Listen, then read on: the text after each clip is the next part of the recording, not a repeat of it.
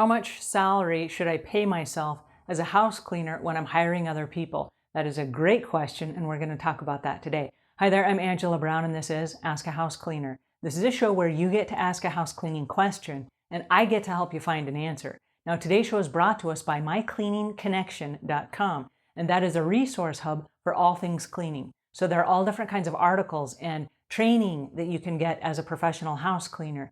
And there are blogs and videos and podcasts and all kinds of stuff, cleaning equipment and supplies. It's just a really fun hub that will help you out in your cleaning business. mycleaningconnection.com. All right, on to today's question, which is from Anna, who has this question. Hi, Angela. My name is Anna. My cleaning business is very new, but I have a question about salaries and what I should be paid versus what my other people in my company should be paid. It is a very new business, and I've started it all up by myself.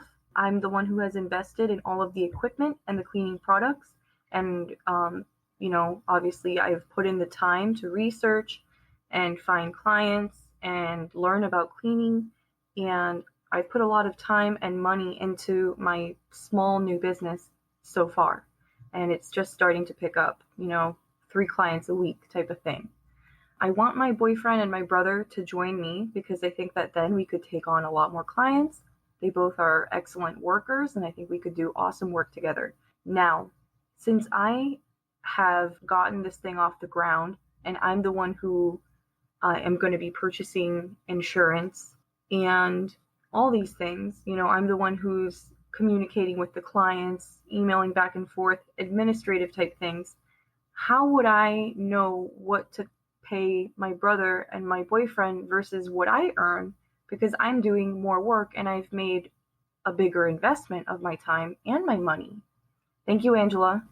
All right, Anna, congratulations on your new business and welcome to the world of cleaning. There are a whole bunch of things that you need to consider as you're getting started. And I can't give you a definitive answer on how much your salary should be because I don't know where you live. How much you charge per hour is going to be based on where you live. But let's say that you live in middle America. We're not talking about California. We're not talking about New York, because all along the coasts, you're going to have a much higher expense living, and it's going to raise the price of the cleaning. Now, if you live in the UK, it's going to drop the prices because the prices are about half what they are in the US. But in middle America, let's just say for sake of ease that you charge $25 an hour as you're getting started in the cleaning business. That's about middle of the road in standard rural America. All right, if you do, my suggestion would be that you go somewhere around 50 to 60% of what you're charging for the customer. So if you are hiring people already, you're going to want to pay them 50 to 60% of what you're bringing in order to inspire them to keep coming back. But you still have to figure out what your profit and losses are. You got to figure out what your expenses are. And then you have to figure out how much you are going to have left on the table, and does it make sense for you to go ahead and hire people at this point. If you only have 3 customers right now, my suggestion would be don't hire anyone. Completely book out your schedule until your schedule is completely full.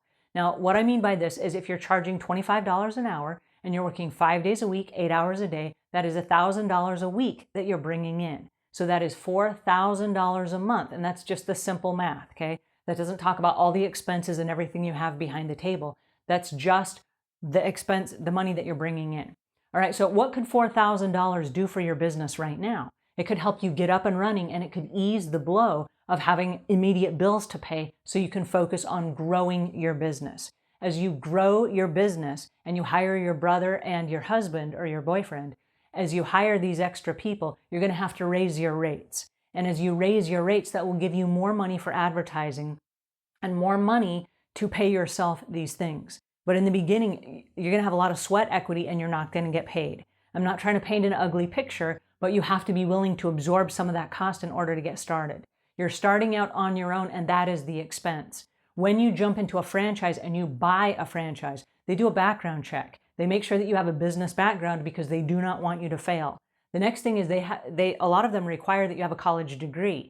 They want to make sure that you know how to learn and that you will implement the things that you've learned. And they probably know that you have a student loan that you have to pay off.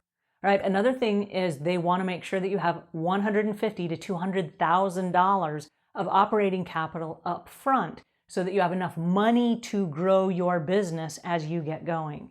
So because you started out on your own, you don't have to come up with the hundreds of thousands of dollars up front. And you're not going to be paying a 10% franchise fee to the franchise for the rest of your career. So you get to keep all that extra money. But the reality is, as you get started, you're going to start out at a basic price. The basic price is going to let people give your service a try, okay? If you go in and you're like, well, I know my worth and I'm going to charge top dollar, you're going to have a couple of customers, but you're not going to have a lot and your schedule will not be full. And so my recommendation is drop your price just a tad so that it's more alluring to the other customers that are out there that would not give your service a try at a higher price.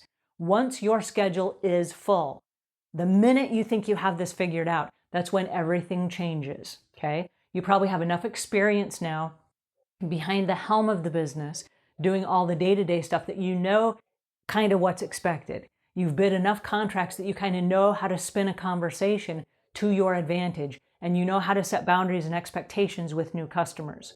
So there are some things up front that you need to learn before you start hiring people. If your husband or your boyfriend and your brother come with you on the jobs, you are still going to be expected to do all the administrative stuff. And so right now there's not enough money to pay them, okay? So even at $25 an hour, if you pay them $15 an hour, which is 60%, there's only $10 left for you. And that's for all the insurance, for your workman's comp, for all your cleaning supplies, for your gas, for your advertising, for all that stuff. And there's actually not enough money to go around, and then you don't get paid. So my suggestion to you would be, don't hire anyone yet. Make sure that you have a completely full schedule. And I'm talking about just working solo. Work solo until your schedule is completely filled. Then you can start growing and expanding your business as you're able to. And you're going to have to raise the rates on the customers. You're going to have more expenses because you have more people, you have more cars, you have more jobs, you have more advertising. The expenses grow as your income grows. So there's a lot going on right here. And my suggestion is, if you only have 3 customers right now, do not expand. This is not the time for you to expand. There are lots of people that just want to run the business. And I love that entrepreneurial mentality. But right now you don't have the goods for it. You don't have the resources to bring in the money to pay you for your admin time and still keep everybody employed full-time. And you can't take your boyfriend and your brother off their regular jobs for 3 jobs a week. That's not enough money to go around. Nobody's going to pay that much money to support 3 people. It's just not enough money. So my suggestion is work solo until your schedule is completely filled, and then start expanding and try to keep your ratios at about 50 to 60%, meaning you give them 60% of the revenue coming in and you keep the other 40 for the business. That allows you to put money back into the business, and it allows you to pay for your time as well, because your time will be streamlined and it will be amortized over all of the hours of different people working. So that would be my suggestion for you for right now. But right now the money is not there. So work solo until your business does grow. Alrighty, that's my 2 cents for today. Until we meet again, leave the world a cleaner place than when you found it.